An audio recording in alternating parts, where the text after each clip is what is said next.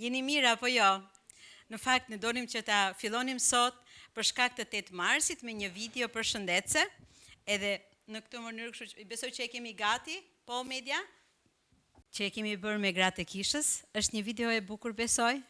Më i bukur është mesazhi përmes tyre, por edhe secila prej tyre që jep mesazhin janë shumë të bukura. Se janë krijuar në imazhin e Perëndis. Meqense është 8 marsi. Haleluja. Ne festojmë, por më tepër festojmë për shkak të asaj çfarë Perëndia ka bërë në jetën tonë. Lavdi Zotit, le të dëgjojmë tani videon që kemi bërë gati për ju, se me siguri është gati. Në këtë ditë ndërkombëtare të gruas, le të kujtojmë vlerën e një gruaje të perëndishme, ashtu sikurse përshkruhet tek Proverba 31. Bibla na mëson që një grua e virtytshme është një thesar i çmuar, më i vlefshëm se margaritarët. Një grua e vërtet nuk matet me bukurinë e jashtme, por me pasurinë e shpirtit dhe virtyteve të saj. Vlera e saj qëndron në zemrën e butë, forcën e karakterit dhe dashurinë e pakushtëzuar që ajo dhuron çdo ditë. Me duart e saj grua punon me zell, përkushtohet për familjen dhe shërben të tjerëve me dashuri dhe përkushtim. Gruaja është ajo që sjell paqe në shtëpi. Me urtësinë e saj ajo mëson dhe këshillon, duke qenë dritë në momentet më të errta. Gruaja është e fortë, jo vetëm fizikisht, por edhe në shpirt, dhe përballon çdo gjë të vështirë dhe në gjithçka e kthen në besim dhe në lutje. Një grua ka zemër të dashur, është e gatshme të falë, të ndihmojë, të japë pa kërkuar asgjë në këmbim. Gruaja e vërtetshme është një shtyllë e fuqishme në familje, një nënë e kushtuar dhe një bashkëshorte e dashur. Me virtytet e saj udhëton një familje të lumtur, e cila sjell lavdinë Perëndis. Ajo është në mençur, jo vetëm në fjalë, por edhe në vepra. Dia dhe përvoja e saj bëhen një thesar për brezat që vijnë pas.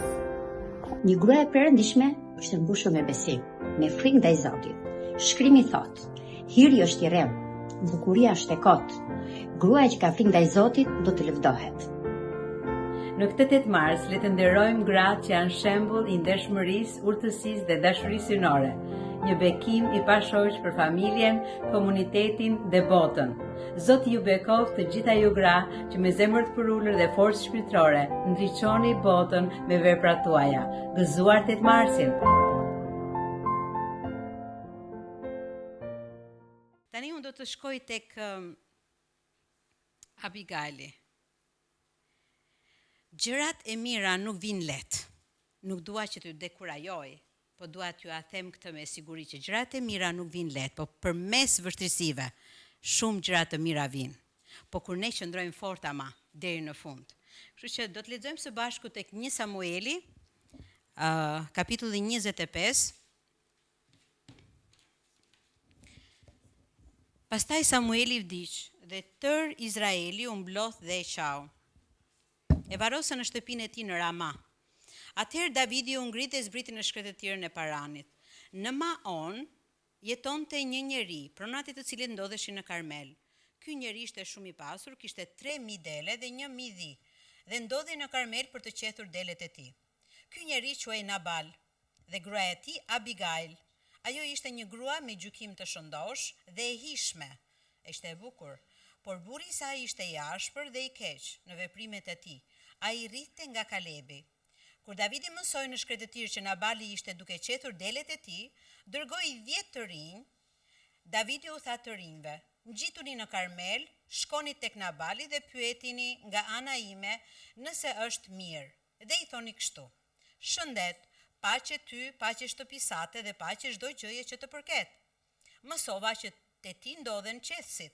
Kur barinte tu ndodheshin te ne, nuk u kemi bërë asnjë të keqe dhe nuk u ka munguar gjë gjatë gjithë kohës që kanë qenë në Karmel. Pyet shërbëtorët e tu dhe do ta thonë: Paçin hirin tënd këta të rinj, sepse kemi ardhur në një ditë gëzimi. Jepu të lutëm shërbëtorëve të tu dhe birit tënd David, ç'të kesh mundësi." Kështu të rinjtë e Davidit shkuan dhe i njoftuan Nabalit tërë këto fjalë në emër të Davidit, pastaj pritën. Por Nabali ju përgjigj shërbëtorëve të Davidit duke thënë: "Kush është Davidi dhe kush është biri i saj? Sot kam shumë shërbëtorë që largohen nga zotrinjtë e tyre. Do të marr pra bukën time, ujin tim dhe mishin e kafshëve që kam vrarë për qesit e për t'u dhënë njerëzve që as nuk e di se nga vinë?" Kështu të rinjtë e Davidit morën përsëri rrugën e tyre, u kthyen dhe shkuan të njoftojnë tërë këto fjalë. Atëherë Davidi u tha njerëzve të tij, se cili do të ngjesh shpatën, kështu se cili ngjeshi shpatën e tij dhe Davidi ngjeshi të vetën. Rreth 400 veta shkuan pas Davidit dhe 200 mbetën me plaçkat. Por një nga shërbëtorët e lajmëroi Abigailin, gruan e Nabalit, duke thënë: "Ja, Davidi ka dërguar lajmëtar nga shkretë të tjera për të përshëndetur zotin ton, por ai e ka fyer. Mirë, po këta njerëz janë sjellë shumë mirë me ne. Nuk na kanë bërë asnjë të keqe, nuk na kanë munguar asnjë gjë në kohën që kemi mbledhur bashkë me ta në përfusha.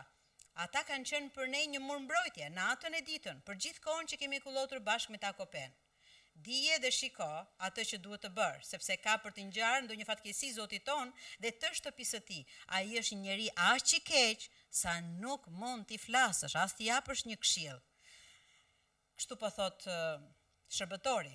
Atëherë Abigaili mori me nxitim 200 buk, 2 çalik ver, 5 dele të gatuara, 5 masa gruri të pjekur, 100 vile rrush të thatë dhe 200 buk fiku dhe i ngarkoi mbi gomar. Pastaj u tha shërbëtorëve, "Shkoni para meje, unë do t'ju ndjek", por nuk i tha asgjë Nabalit burrit të saj.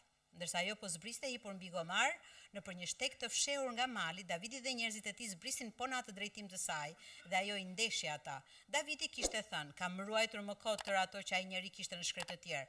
Nuk i ka dalë mangët kurrë asgjë nga tërë ato që kishte, por ai ma ktheu të mirën me të keqe.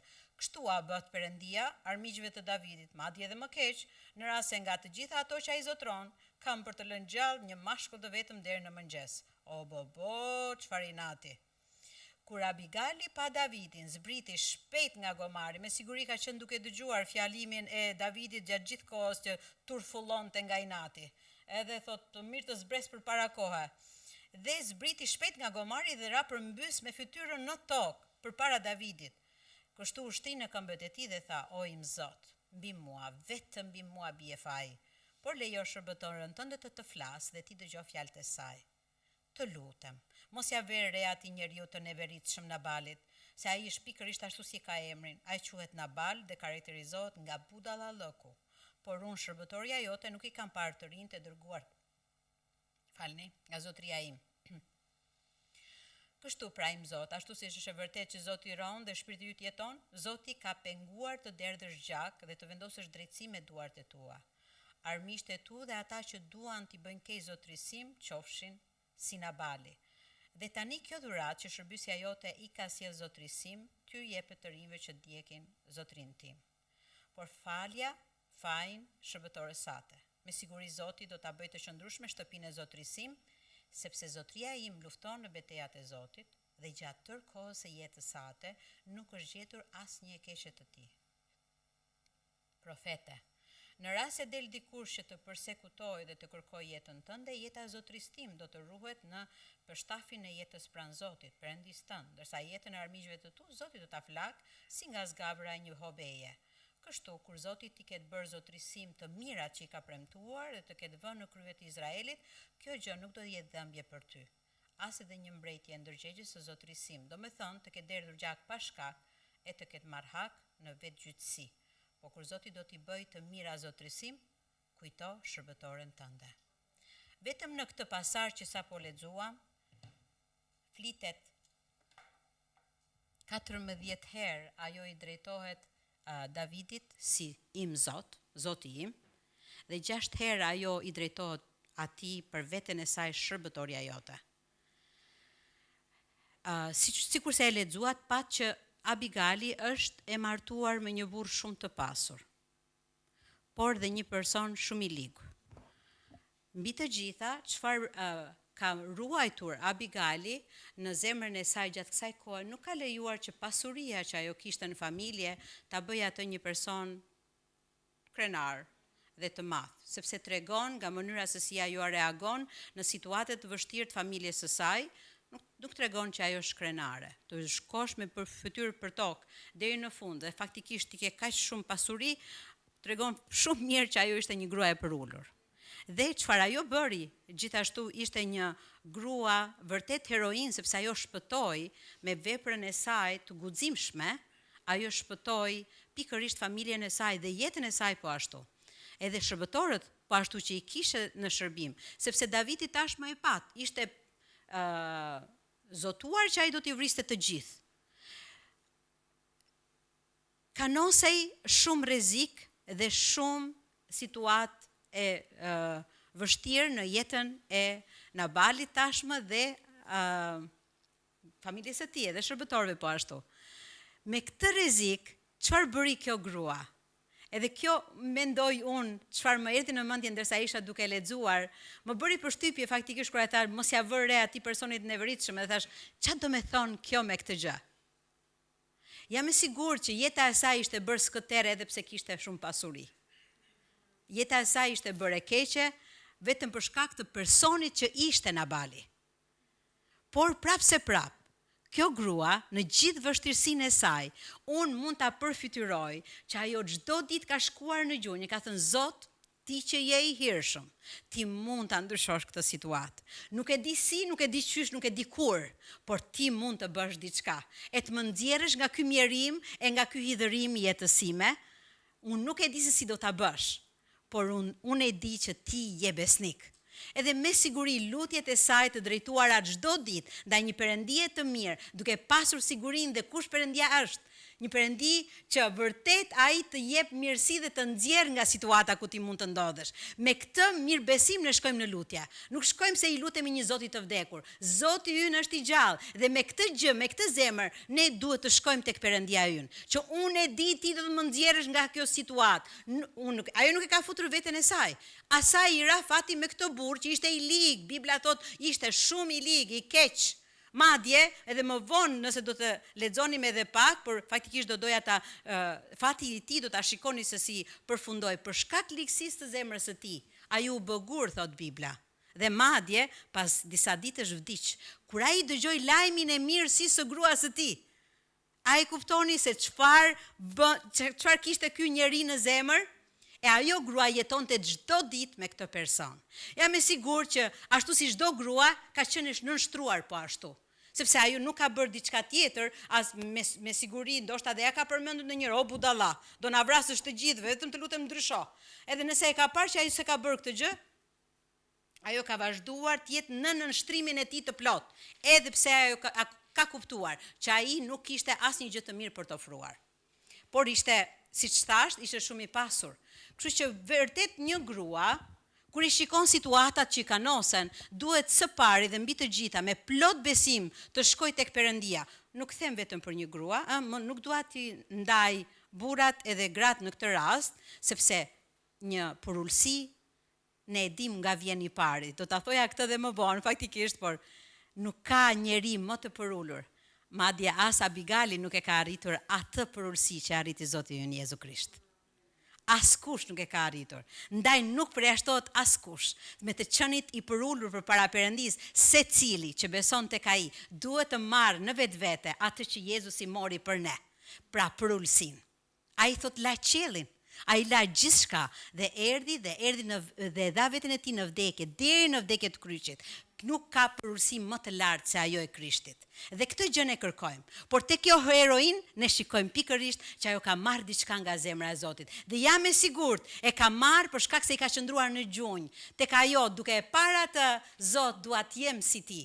Edhe pse mund të ishte duke lotuar gjatë gjithë kohës. Edhe pse mund të ishte duke e vuajtur çdo ditë. Më kuptoni? Por ajo shkonte tek Perëndia që e dinte, mund ta bënte zemrën e saj të butë. Mund ta bënte zemrën e saj të urtë. Duke i thënë, nuk veprojmë në këtë mënyrë, respektoje burrin, edhe për atë që është, unë do të çliroj. Jam e sigurt që Perëndia e bëri atë të fortë përmes lutjeve të saj dhe përmes qëndrimit të saj të përulur. Zoti i dha asaj shumë urtësi që të veproj në një rast të tillë përpara armikut, kur ne marrim qoftë edhe një lajm të keq, jo më të shkojmë përpara armikut. Ne fillojmë dhe dridhemi. Ti do të shkosh tani përpara armikut që është betuar të heq qafe, e ti po shkon me aq shumë guzim dhe je grua. Gjatë gjithë kohës ke qenë e përulur, nuk je ngritur as kundra burrit tënd, që ta ka bërë ligën çdo ditë. Pra e kuptoni nga i erdhi asaj një guxim i tillë. Pikërisht nga Perëndia. Jam e sigurt, nuk po aludoj, po besoj që është e tillë. Sepse edhe ne, edhe unë besoj që shumë gra, edhe në kishën tonë, por edhe në kishat të tjera, mund të përshkruajnë rrethanat e tyre një historie të tillë si kjo në Bibël, si Abigaili. Edhe pastaj të thonë, po, Perëndia ka qenë me mua, ai më ka mbajtur përmes vështirësive. Dhe jam i sigurt që kur ne shkojmë tek Perëndia, haleluja, ai është i mirë. Thuaj atij që ka afër, Perëndia është i mirë. Ai do të nxjerr nga bataku. Kështu thot edhe psalmisti, Perëndia do më nxjerr nga bataku ku kam rënë, sepse ai është besnik dhe ai është me mua dhe nuk heq dorë edhe asnjëherë nuk më lë vetëm. Haleluja. Kështu që kjo grua e bën një karakteristike, para ishte që ajo e kishte një zemër shumë të përullur. Gjithashtu ajo guxoi. Ajo guxoi për balë gjithë këtyre vështirësive, unë do doja që të nxjerrim pikërisht ato pjesë të karakterit të Perëndis, por gjithashtu që janë si të jetosh një jetë me urtësinë e Zotit. Okej? Dhe to janë disa nga gjërat që duke i fituar ato në jetën tonë, ne mund ta bëjmë jetën ashtu si kjo heroin. Një jetë me fitore, edhe pse mund të jetë të vështira dhe mund të kalojmë përmes vështirësive në jetë. Amen? A ju kam këtu? Haleluja. Pra, ajo me guxim shkoj përpara Davidit, edhe njëherë do të thosha që kur e dëgjoj lajmin e keq nga shërbëtori, është e manitshme se si ajo me njëherë diti se çfarë duhet të bënte. Edhe të përballej me armikun e saj. Dhe mua kjo më manit po ashtu. Prandaj është histori e bukur. Jam i sigurt dhe ju kënaqet kur e lexova, apo jo? Sepse është histori që tregon vërtet pushtetin e mirësisë dhe të urtësisë. Dhe ajo në pikërisht në atë situatë. Shkoi, tha, me njëherë do të veprojmë. Sa mirë edhe ai shërbëtori tha, me ty mund të flas me të. Edhe shkoi dhe e paralajmëroi, domethënë që ti mund të shkosh edhe të bësh diçka. Bëje diçka para se të gjithë kemi vdekur. Ajo mbarti një mision. Përpara këtij lajmi ajo mbarti një mision. Nuk mendoi shumë për jetën e vet. Do t'i dal përpara një njeriu, armiku tim i egërsuar mund të më vras, ka problem. E rëndësishme është që unë të shkoj dhe të kërkoj mëshirë. Dhe vërtet e gjykoj situatën në mënyrë shumë të drejtë. Dhe unë besoj që kur ne ndodhemi në situata të tilla, më thash së pari kur unë dëgjoj një lajm të keq dridhem. Çfarë më ndodhi? Tjetra, në një situatë ku ke armiq kundra, mbaj mend një herë, ishim duke bërë konferencën unike. Në fund të asaj dite, u kthyem nga mbaroi konferenca, u kthyem në shtëpi. Edhe kur u kthyem në shtëpi, ishte një person tek lagja që se kemi pa më kurr. Anyway, edhe ishte një person te lagja që i del përpara pastorit, edhe unë isha mbas tij. Edhe fillon edhe thot, qa bën ti këtu? Diçka me parkimin, diçka me makinën. Ishte, unë nuk e kujtoj mirë, po Tomi më tha, të lutem shko përpara. Edhe unë shkova. Edhe pastaj po prisja Tomi, po isha kaq shumë se ai u kthye me shumë inat, edhe po debatonte me Tomi. Tomi e dëgjoi. I tha, po i tregonte sa prona kishte ai në lagje, sa i pasur ishe, e diti kush jam unë, jo se di, tha pastori, e diti kush jam, e di qa bëj unë, e gjëra të tilla, domethënë. Edhe në fund, kur ka ardhur pastori dhe na kërcënoi me gjëra të tjera, pa pasur asnjë lidhje me atë gjë që s'kishin bërë asgjë, domethënë. Frika erdhi, kur erdhi lart pastori, kishte ikur fytyra. Tha, qa ka ndodhur? Edhe ndërkohë që ai ma shpjegonte, unë dridhesha, qa duhet të bëjmë tani?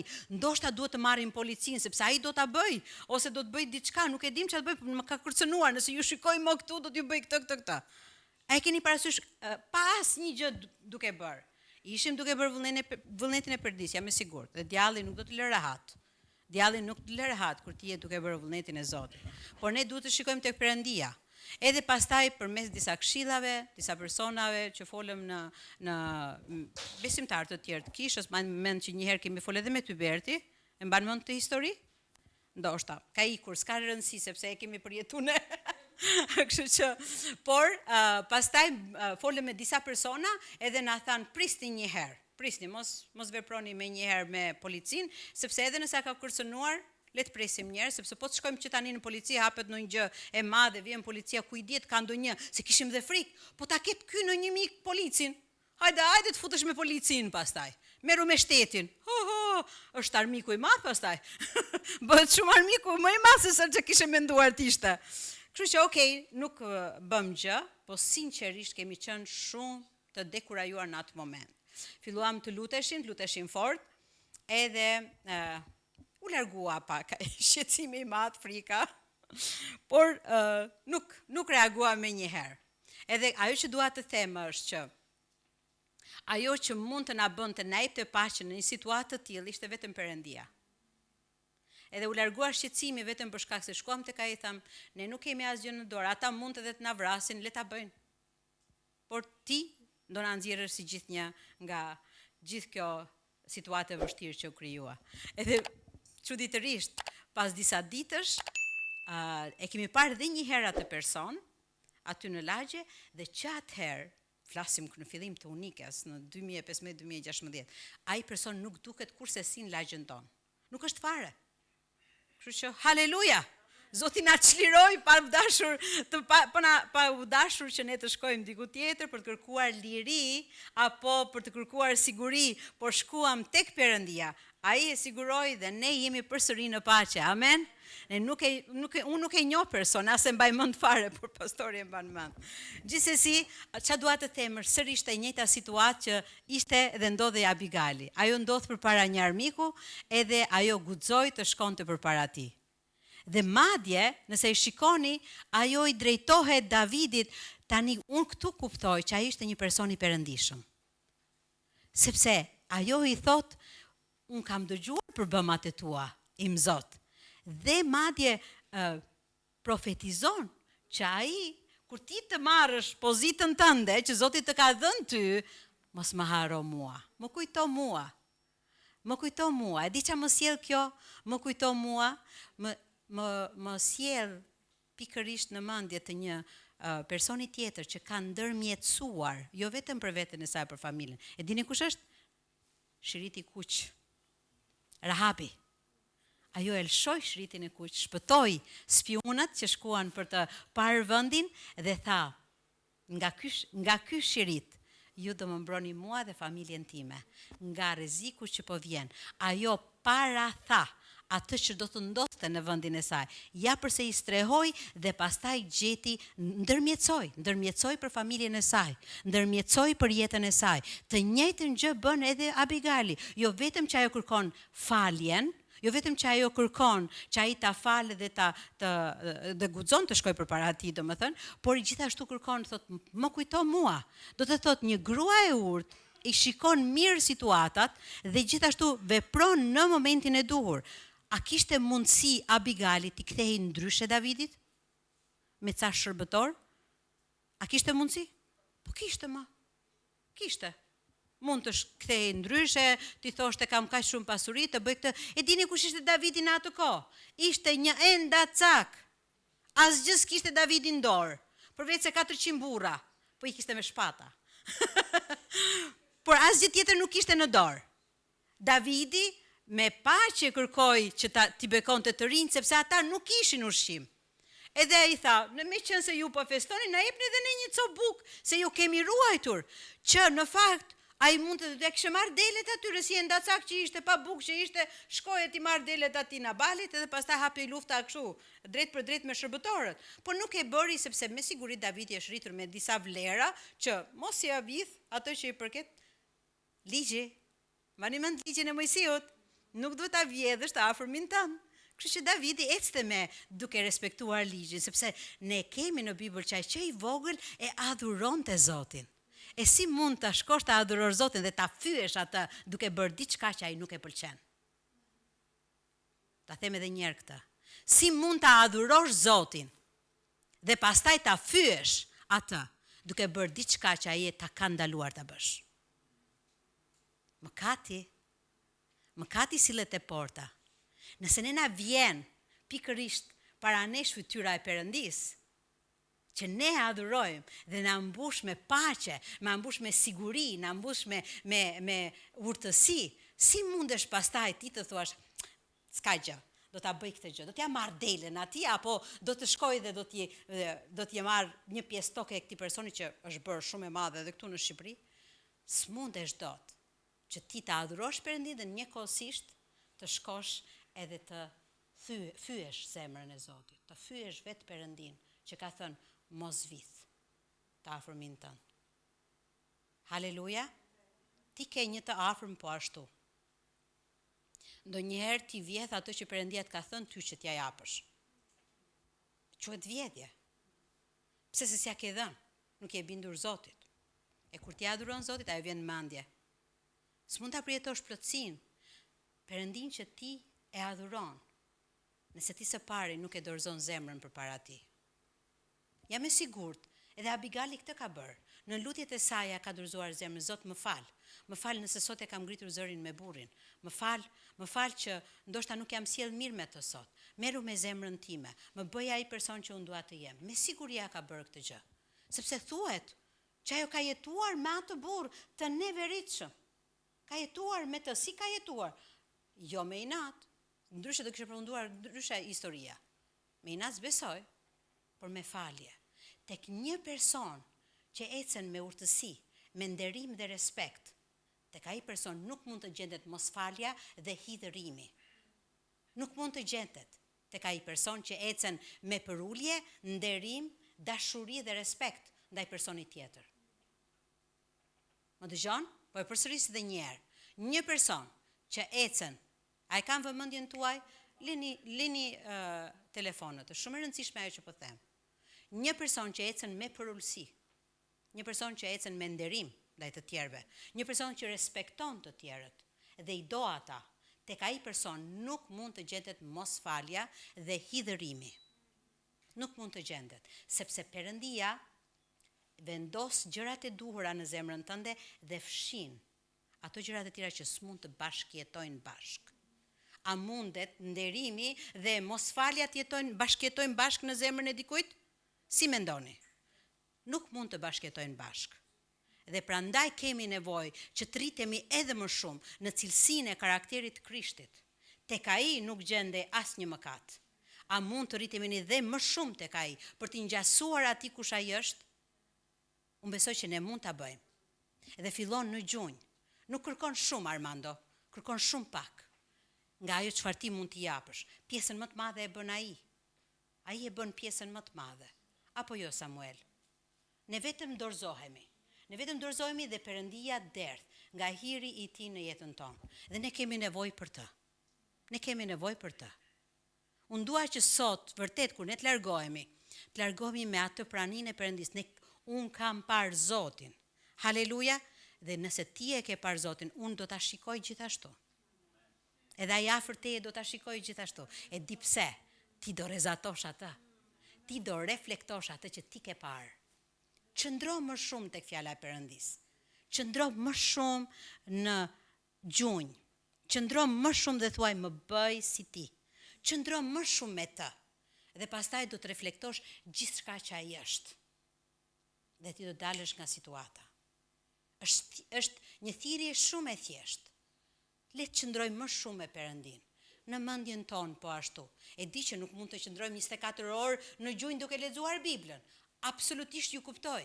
Por nëse ju e bëni atë çdo ditë, i jepni qoftë edhe një çerekore, jam e sigurt që ju do ta reflektoni.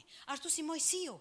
Mojsiu thoshte qëndronte me Perëndin kur ai doli nga prania e Zotit, ai duhet vendoste një vel, s'mund ta shikonte më askush atë. Pse? Se lavdia e Zotit binte mbi të dhe ai reflektonte të shenjtin. Ai reflektonte të shkëlqyeshmin. Reflektonte Perëndin, pse se rrinte shumë me Perëndin. I kërkonte atij çfarë duhet të bëj me këtë person, që çdo ditë po vjen, ma jep këtë. Çfarë duhet të bëj me këtë Zot?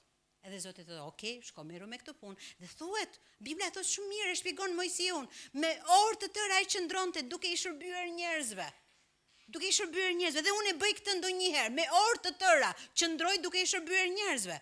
Edhe në fund ndonjëherë dekurajohem, thotë, "Ç'a kam bër?" Asnjëri s'ka ndryshuar kështu. Vetëm vazhdoi unë dhe kaloj orë të tëra, duke dhënë këshilla dhe prapë s'ndryshojnë. Ç'a të bëj o Zot? Vazhdo.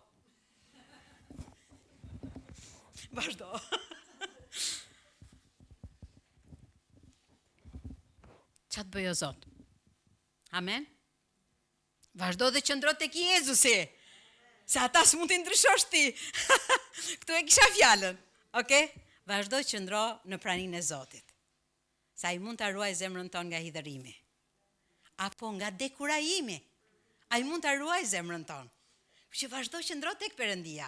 Mos hiq dorë. Situata e Abigailit ishte kaq e vështirë po ashtu.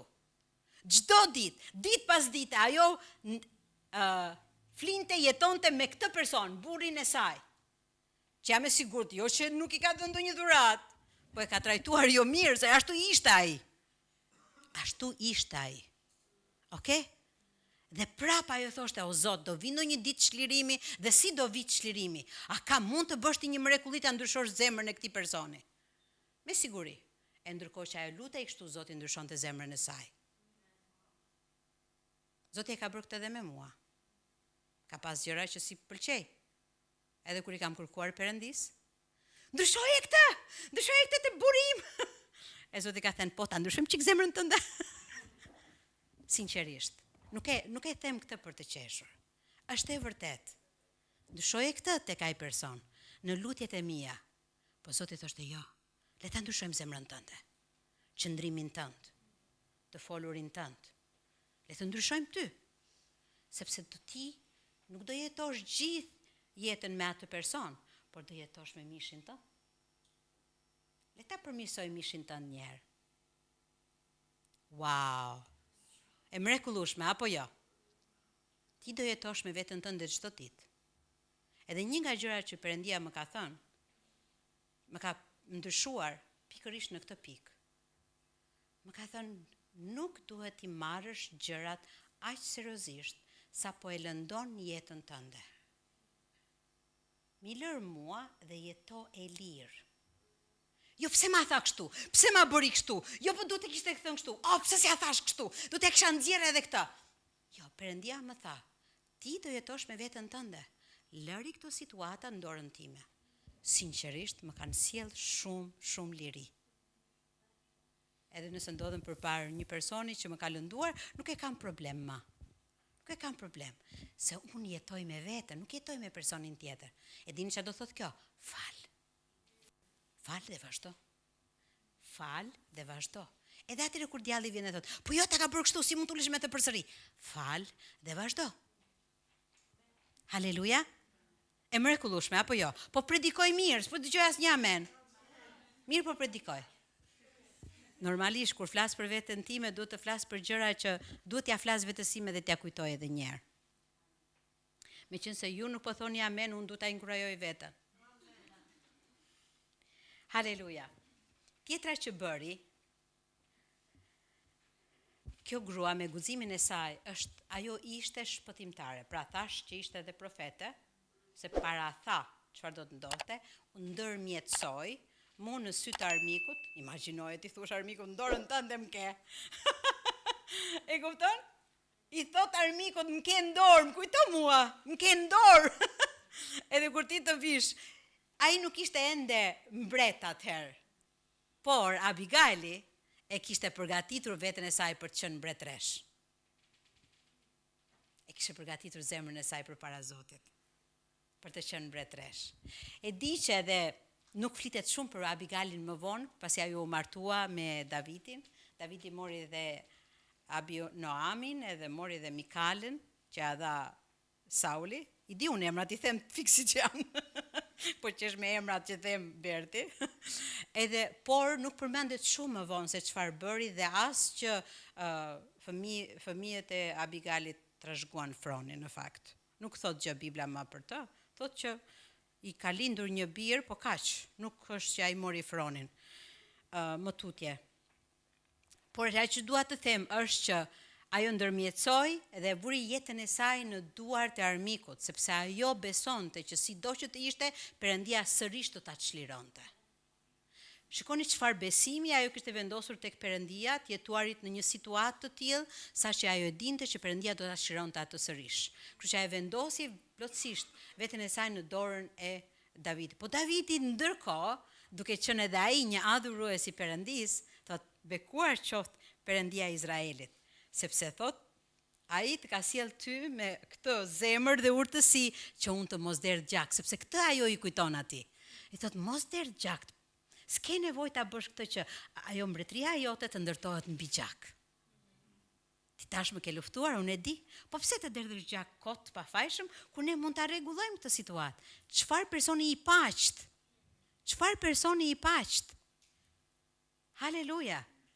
Zoti na bëft persona të tillë në çdo situatë. Kur të kemi paqe, e të ofrojmë paqe të tjerëve. Madje ti bëjmë dhe ata të reflektojnë që nëse ti e bën këtë gjë, kjo do të bën ty keq. Vendos njolla mbi jetën tënde. Le të bëjmë paqe. Është më mirë kështu. Amen. Çfarë urtësie? Unë kësaj mund t'i them patjetër që kjo është urtësi që vjen nga Perëndia. Mishi jon nuk do të kërkoj paqe të tillë. Mishi jon do t'i vendosi të drejtat në vend, edhe unë ndonjëherë, jo, po nuk është e drejtë. Duhet t'ja them. Prit, duro, thot burri, duro. Po jo, se është e pa drejtë, ma bëjnë këtë nuk e duroj dot, nuk jam në paqe. Jo, duro, le të shkojmë te Zoti. Mos ke nevojë ta rregullosh ti. Nuk ke nevojë ta rregullosh ti. Edhe shpesh herë ne na ndodh. Pak ditë më përpara, më ndodhi një situatë e tillë që më vendosi, domethënë, e dini njerëzit janë shumë, sidomos ata që janë shumë të etur përpara, e tregojnë shumë qartë me njëherë kur të takojnë. E kemi çuar Mateun për të bërë një orë muzike, piano. Është një qendra shumë afër shtëpisë, edhe prandaj kemi zgjedhur atë se nuk është se ofron ndonjë gjë kush e di, por gjithsesi. Edhe ju i kërkuam që të ishim aty se Mateu nuk do në të rinte vetë. Edhe kështu që ne i thamë, a mund të qëndrojmë? Tha, jo, nuk mund të qëndrosh me këta mësues, por me këtë opera singer, ishte një këngëtare e opera, që faktikisht mendoj që edhe Klara mund ta bëj punën më mirë. Kjo shpresa e kishte emrin. Edhe ajo na lejoi që të futeshim me Mateon. Edhe kur shkojmë unë aty, vjen kjo drejtoresha e qendrës. Edhe më thot, thot, ti dje ke bërë 45 minuta, thot, sot nuk je lejuar të bësh 40 minuta, duhet ta mbyllësh tani, i thot asaj doktoresh, drejtoreshës, asaj mësueses, edhe thot, xhiri tani sepse ka ardhur tjetri. Më kupton? Edhe unë tash më fal, por ne kemi këtu vetëm 20 minuta. Kam paguar për 45 minuta? Më falë, edhe ajo tha, shiko, tha, për ato 5 minuta që po kërkon ti, tha, po ma heq pinin fare, tha, e mu kthye kështu në këtë mënyrë. Më fali, thashun, unë isha ullur, ajo në këmbë. Nuk kam ardhur këtu, thash, as për ta heq pinin ty, e as për pas në një konflikti, thash. Ajo po vazhdon akoma, më thënë për të vazhduar atë të drejtën e saj, ku dion, edhe pastaj unë çova dhe dola nga klasa, se po dëgjonte edhe Mateo. Edhe tha, hajde flasim këtë kjo klasa tjetër. Pa tjetër, i thashun. Edhe ula aty dhe pastaj filloi më thotë, ky është rregull akademik. 20 minuta e ke orën që nuk e qenë. Më fali, thash, e ke të shkruar. Më ke thënë, 4 qerek deri në 5, a janë 45 minuta? Ti ma ke thënë shkruar, tani po më kërkon është 20 minuta. S'po të kuptoj. Nuk kam martu as me të heq pinin, thash, ç'është kjo gjuhë një herë, se kuptoj pse më flet me këtë gjuhë. Konflikt s'dua. Edhe i shkruaj ta pastaj një mesazh mbrapa. Se me aq e mbylla aty, i tha, më fal, tha. Gabova, tha me fjalorin. I thash, unë të fal ty. E di pse? Se unë besoj te Jezusi. Unë pyet biseda me falje. Okej?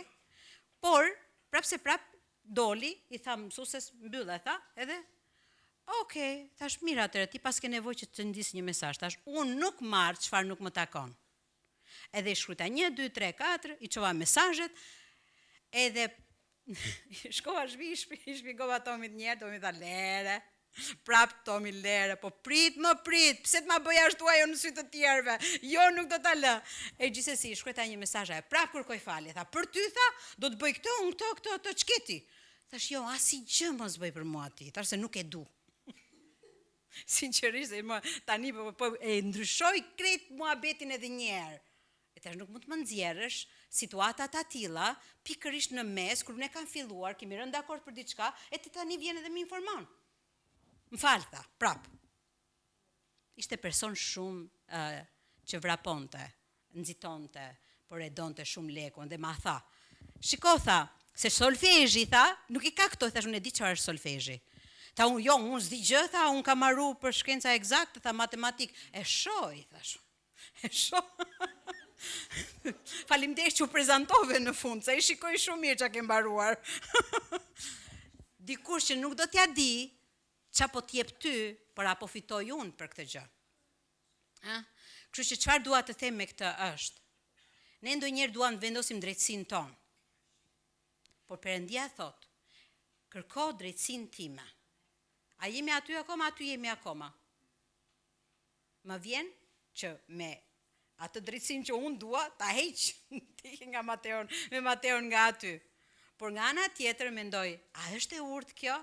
Se unë këtë dua, që t'i jap Mateos diçka, kur edhe ka mundësinë, sepse deri në atë orë kur vjen Mateo nga shkolla, se çoj dot. E kuptoni pra, ne patjetër do të zgjedhim në situata të veprojmë me urtësi, por her pas here, situatat na nxjerrin nga ajo çfarë ne duam që të bëjmë, edhe kjo e bën edhe më të vështirë. Mësimet që mësojmë nga Abigaili edhe një herë. Të jemi njerëz të përulur, të jemi persona që ndërmjetësojmë për jetën, të jemi persona gjithashtu që guxojmë, të mos i lëmë situatat pa një zgjidhje kur kemi mundësi që të ofrojmë, të guxojmë dhe të ofrojmë paqe. Të ofrojmë paqe me gjithë të tjerët. Se cili prej nesh në një moment të jetës son do kalojmë situata që do përballemi si kjo heroin. Edhe ajo si ne përballemi tregon gjithashtu edhe përfundimin e gjithë historisë. Okay? Abigaili nuk e kishte iden, ishte enda cak Davidi në momentin që ajo tha, kujtohu për mua. Por ajo para tha, ishte një person lutës që e kërkonte Zotin e njëjtë vullnetin e Perëndis. Dhe ajo para tha çfarë ai do të bëhej. Dhe ai vërtet e bëri. Kur Nabali, kur ajo u kthye në shtëpi, çfarë ajo kishte bërë, nuk i tha menjëherë Nabalit se ishte i dehur, thot Bibla. Mund ta lexoni historinë më tutje, por në mëngjes ajo i filloi dhe i tregoi gjithçka që ajo kishte bërë për ta shpëtuar krejt familjen. Dhe i tha të gjithë do ishin të vdekur sot, nëse s'do ta kisha bërë atë. Në atë moment Nabali, burri i saj i lig, sapo e dëgjoi, thot u ngurtësua, ai u bë gur. Dhe pas disa ditë Zoti e goditi dhe vdiq, thot Bibla. Përfundimi i tij ishte sipas zemrës së tij, por Abigaili shpëtoi shërbëtorët. Ajo ndërmjetësoi. Ne ndërmjetësojmë, okay? Ne ndërmjetësojmë për jetët e të tjerëve dhe këtë bëri dhe Jezusi. Jezusi la gjithçka për të ndërmjetësuar për mua dhe ty, për na dhënë shpengimin e amshuar, edhe për na dhënë lirinë në Krishtin. Le të veprojmë si kjo grua me cilësitë e Jezusit në jetën tonë. Këtë e thot shumë mirë edhe Filipianët 2:5. Po ashtu, le të shikojmë të gjitha, unë edhe kur e lexoj fjalët e urta e 31, aty ka shumë gjëra për të lexuar, por unë e shikoj këtë grua që bën tik tik tik, nuk kishte frikë. Kjo grua nuk kishte frikë. Edhe secilën nga ato vargje tek fjalët e urta 31, ajo e plotson shumë bukur. E thot ajo nuk ka frikë për ditët që do vinë, sepse tashmë e ka siguruar familjen e saj. E mrekullueshme apo jo? Le të jemi gra të tilla, gra me një zemër të tillë që guxojmë, që lutemi, ndërmjetësojmë, sjellim paqe për të tjerët, shpëtojmë jetën e familjes sonë, ndërtojmë një familje të re po ashtu për shkak të ndërmjetësimit ton. Amen. Kështu që do ta mbyll tani me këtë gjë. Le të lutemi, le të çojmë të gjithë bashkë edhe të lutemi për pikërisht këto cilësi të karakterit të Krishtit të gjenden në ne me bollak në emrin e Jezusit. Perëndi dashur, ne vim përpara teje Zot dhe ne të falenderojmë ty Perëndi për këto mësime të mrekullueshme që mund t'i gjejmë Zot thjesht tek jeta e një personi të vetëm. Thjesht Zot një personi që është i dorëzuar Zot. Edhe për shkak se është i dorëzuar tek ty nuk ka frikë. Bërguxon dhe beson Perëndi, edhe që përulësia e ngriti lart, si thot dhe fjala jote Zot, që kur ne përulim zemrën ti ai që na ngre lart Zot Perëndi. Faleminderit o Zot që çdo ditë o Zot, ato cilësi që janë të karakterit të Krishtit le të gjenden tek ne Zot, që edhe ne të mund të rritemi në karakterin e Krishtit o Zot, që Krishti të rritet në ne dhe ne të zvoglohemi më shumë Perëndia im. Dhe ne të përjetojmë o Zot, haleluja, për mbushjen e premtimeve të tua, ne të përjetojmë fitore në jetën tonë Perëndi që ti ke paracaktuar Zot. Haleluja, duke thënë o Zot Perëndia im që ne jemi më shumë se fitimtar në Krishtin. Haleluja, për shkak se nëse vim tek ty Zot, ne do të marrim nga fitoria jote. Në emrin e Jezusit, Zot, faleminderit për gjykim të shëndosh. Faleminderit për urtësi, Zot, në jetën tonë, Perëndiajim, për çdo situatë dhe rrethan ku ne ndodhemi, për familjet tona po ashtu, Zot. Faleminderit Perëndi i dashur për paqen tënde po ashtu në zemrat tona, që të mos lëkundemi, Perëndi, në situata kur përmballemi me to, po përkundrazi, Perëndi, të veprojmë me anë të paqes sate, Zot.